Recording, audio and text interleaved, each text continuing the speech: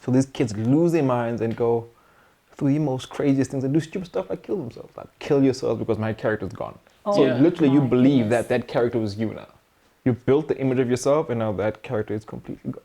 That is absolutely insane. Imagine. And I know here in the UK, the NHS has a program where they assist children that are struggling with, being it's too kind of like addicted a to games. rehab. It's kind of like a rehab for gamers because when they release games like I'm sorry to shame here, but Fortnite, a lot of kids get addicted to that. It's like there's no storyline to the game. It's basically you start the game, you get guns, you shoot at each other, you die, repeat. That's what it is. The same thing over and over. So It's gotten they that call it bad. the crack of gaming. There's no storyline. So what are you doing, really and truly? So these kids would spend days like Just zoning out. because it's online. Yeah. So now I'm wondering whether, I'm just going to link this to the whole thing of, it's a global thing, right? Social media is a global thing, gaming is a global thing, and depression is now a global thing. Yeah. True. So, I wonder if there's a connection between the way that, social media, games, and all the way that the world is moving, and sort of detaching so much from reality that links to the depressive state. Is it because maybe, for example, in South Africa, where we all are from, I never grew up hearing about depression, in fact, and is it a matter of people were depressed and they weren't aware of it, or, first of all, what is depression? Let's just start there. What is depression? Research.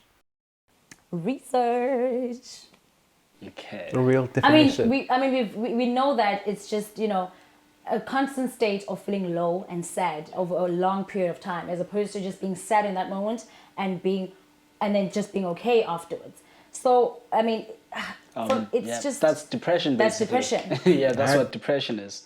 Yeah. So is it a state of is it because it's globalized now and everybody's depressed and it's fashionable? What is the story of depression? Yeah, I think it's What gotten is- worse. I think it's got worse as time goes. Like with us Africans, we grew up in a time where, as a kid, you can't be stressed or depressed. Meaning they don't understand that we go through so much. Like primary school is the worst. Primary school is the most savage time for any kid. Yeah. It's either you're good enough or you're not good enough. And if you are not good enough, trust me, the whole school is on your case about that. What is good enough? and Everything, not having good the enough? newest clothes. You don't look the best. You're not smart for one. You're not good in Newest sport. clothes in primary school? Girl, Yeah. I thought that was a thing that's happening now. are you kidding me? Okay. It's all that, the newest clothes, the gadgets, the games, you don't look the best, you're not smart, you're not good in sports. That means you're just a nerd. Nerds, we know right now, nerds are like, whew, amazing people. But in primary school, what happens to nerds? They get beat up because they're nerds. That can be depressing because then you start feeling like you're not good enough for anything. The girls at school don't like you. The boys don't like you. The teachers, man, and they call you a teacher's pet. So you start feeling like, you know what, maybe I'm really abnormal. And you start hating yourself for having this characteristic of being a nerd. Plus, your family is not that poor, it's not that rich, so you might feel like, oh, really, I'm not good enough. You start feeling that, and then that becomes you. So you'd say, if I'm to quote you correctly, that depression is not necessarily a thing that is new. It's not a new phenomenon. It's just the awareness of it. Yeah. And of course, my initial question was, does the social media element add to it because you're constantly seeing what you don't have, It became worse. people's best moments, and you're thinking that that's everybody's best, every minute of definitely, the day. because I think right now people are able to share their stories on social media, Yeah. and without them even realizing.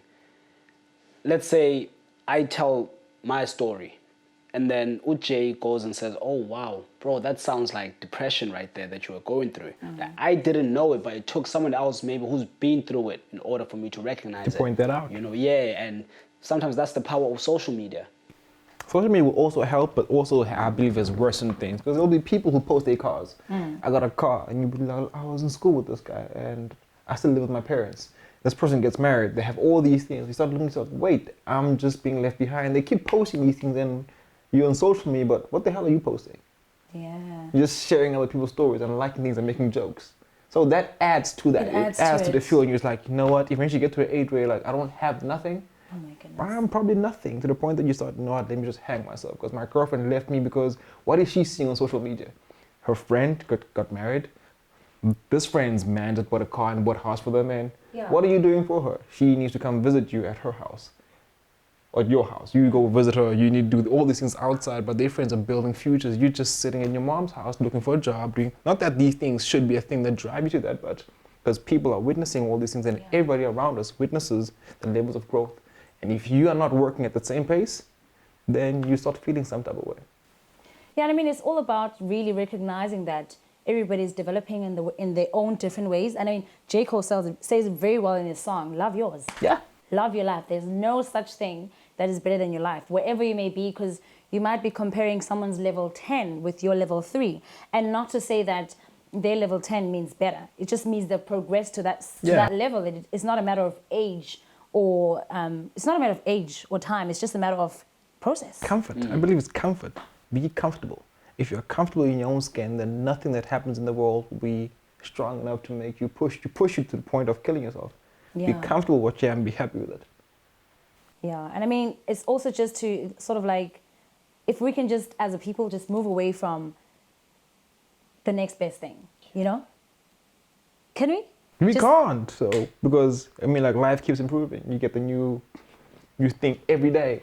There's a new train every day, a new game every day, a new phone every day, a new car every day. So people keep progressing, and you don't want to be left behind, because if you don't, people will see you as being left behind. But isn't it about the experience, your journey?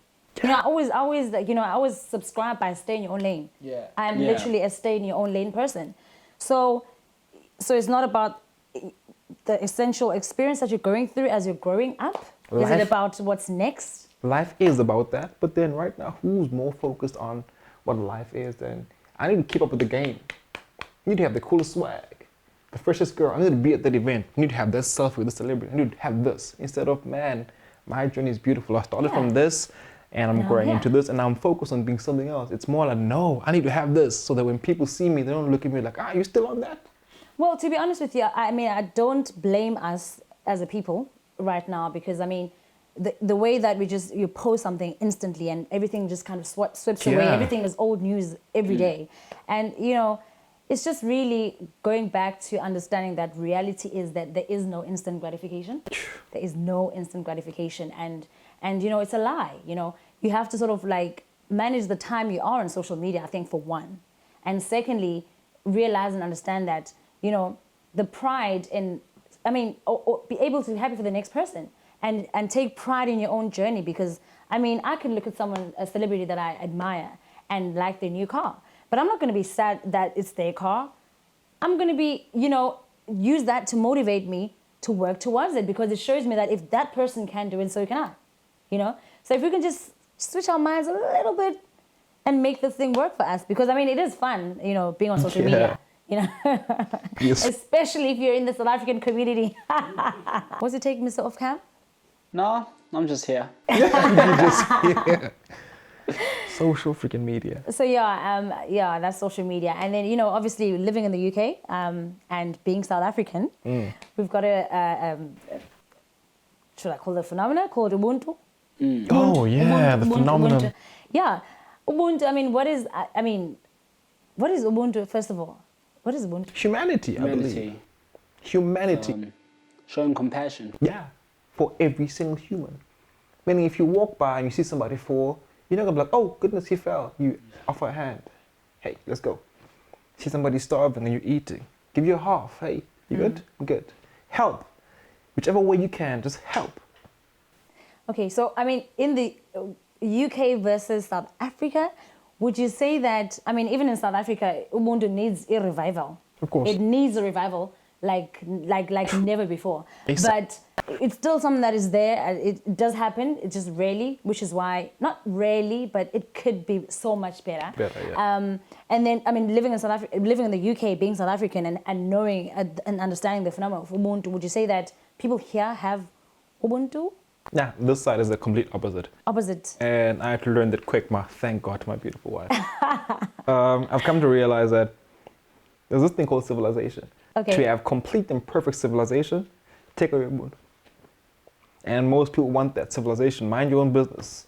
Don't come and bother me in mine. It's my space. I'm doing what I'm doing with my talent and my time, and I'm earning what I'm earning. Leave me alone. But in all that, you say, don't help me. In return, I won't help you. So that's what they do here. Just stick to your own lane, man. Mind your own business. which is a scary thing and a frustrating thing for somebody who's from South Africa. Yeah. Like, you know, us South Africans, you walk Yes. past an older person, hi mama, hi tata, and then you walk by, you don't want anything. Ah. Here, you don't do that. You don't talk to anybody, in fact. Well, we smirk. And that's it. that fake smiling. But back home, if you don't do that, you're disrespectful. If you walk into a store and Yeah. you see an older woman or an older man and you don't greet them, even if it's just in public, you're disrespectful.